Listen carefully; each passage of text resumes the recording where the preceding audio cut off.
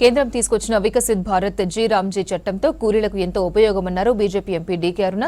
ప్రతి కూలీకి 120 పని దినాలు కల్పిస్తామని చెప్పారు. కూలీ డబ్బుల చెల్లింపుపై తప్పులు జరగకుండా కొత్త చట్టం తయారు చేశారన్నారు. నారాయణపేట జిల్లా ధన్వాడ మండలం కన్సాన్పల్లిలో జీ రామ్జీ పథకం అవగాహన సదస్సులో పాల్గొని కొత్త చట్టంపై అవగాహన కల్పించారు డీకే అరుణ. ఇంతకు ముందు ఎన్ఆర్ఈజీఎస్ పనులు ఉపాధి హామీ పనులు గ్రామంలో మీరందరూ ఉపాధి హామీ పనులకు పోతుండే కదా, కూలీ పనులకు పోయి ఉపాధికి పోయి పనులు చేసుకొచ్చుకుంటుండే కదా. అయితే ఈ యొక్క ఎన్ని రోజులు చేస్తుంటే పని అప్పుడు 100 రోజులు చేస్తుంటే ఇప్పుడు 25 రోజులు పెంచిండ్రు.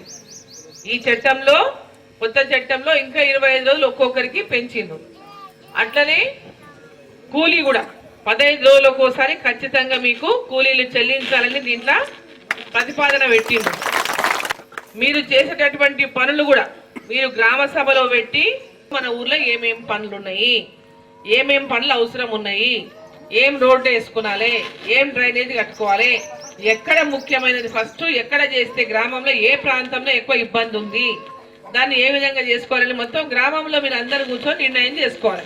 సీసీ రోడ్లు కానీ డ్రైనేజీలు కానీ, అదేవిధంగా స్కూల్ ఉంటే స్కూల్కు కాంపౌండ్ ఉందా లేదా, లేకుంటే ఆ స్కూల్లో